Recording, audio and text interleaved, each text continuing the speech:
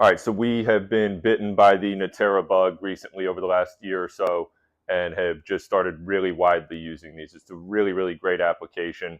Goes well beyond just the testing component. So we've really built these into a lot of our programs, particularly our support programs and our return to play programs.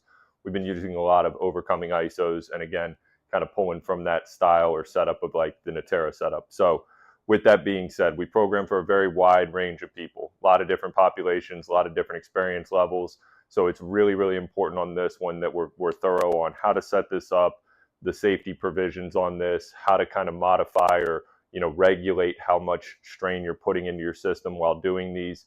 And truth be told, it is a little bit of a cumbersome setup. And if you're in a public gym or in a conventional gym, this may be a little bit challenging. But with that all being said, we're going to show you a couple of different ways here how we can set these up and then just kind of talk through some of the safety points as we go through these. All right, so the first way that we can go about setting these up, and this is usually the way that we'll do it, is we can just invert the J-hooks. So we'll just take them off, flip the sides, and then just anchor in like so. So depending on the type of rack you have, again, depending on the gym that you train out of, this is a very easy option. This way we don't have to load the bar up with a bunch of plates. We've raised up the safety arms here.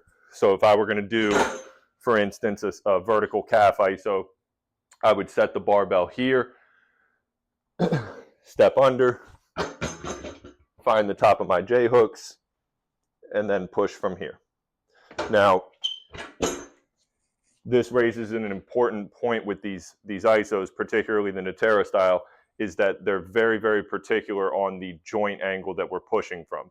So it's actually a little bit ironic, but for the sake of this example, that's not a good angle for me for a calf ISO because I'm in too much of a flex position. We would want to be a little bit more upright here. So actually this setup for me would not really work for a calf ISO, but for a knee ISO, it would work perfectly fine. So if we have this setup, the important safety point here is we never want to bang into the J-hooks. We always want to kind of dial our way in, not necessarily switch it on. So there shouldn't be this kind of shock moment when we initiate that ISO. We should kind of dial our way in, build up to a high intensity, and then dial our way back out. So that's how we would set it up if we were going to invert the J-hooks. Next, we're going to show you how we do this the old-fashioned way, just putting a bunch of weight on the bar. Okay, so now we have the second setup here, which again is just the old school method of just put a ton of weight on the bar and use this as an overcoming isometric setup. Now, two notes on this real quick. Number one, I'm showing this with a safety bar. We can absolutely do the exact same thing with a straight bar. If you have the option of using both, I would always encourage using a safety bar, especially for overcoming ISOs, because this does help to not put a ton of compression on the cervical spine. That being said, if we are using the weight setup as opposed to flipping the J-hooks, this is not as safe as flipping the J-hooks. Anytime we have a ton of weight on the bar, things can happenstantially go wrong. So if you do use this setup, please, please, please use clips. There's a lot of plates on the bar, and as you'll see in a second, sometimes even when we're trying to not move the weight, sometimes the bar will move. With single leg isometrics, we can easily tip the bar on this. So if we're doing this setup, please use clips. The next thing is, just as we were describing on the J-hook setup, we never want to just ram into the isometric. The same thing here. Now with this, we want to again think about this as like a gradient buildup. So as I initiate this, I'll start at 50, 60, 70%, and then gradually work my way into a peak overcoming ISO.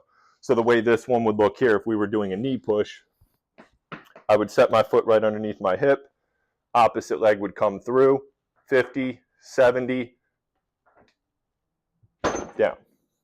Okay, so on that you notice that the bar drifted a little bit, and again, it's especially if we're doing like a knee push ISO, even if we have 400 or 500 pounds on the bar, you'll have athletes or you'll have cases where that bar is still going to move. So that reinforces the point on the clips. The other thing that we want to think about here is making sure that we are not jamming our body into the bar. So getting a good contact point first and then initiating the push. But this is the second way that we can set it up, just using a ton of weight. And again, if we have the option of doing both, I would definitely encourage the former.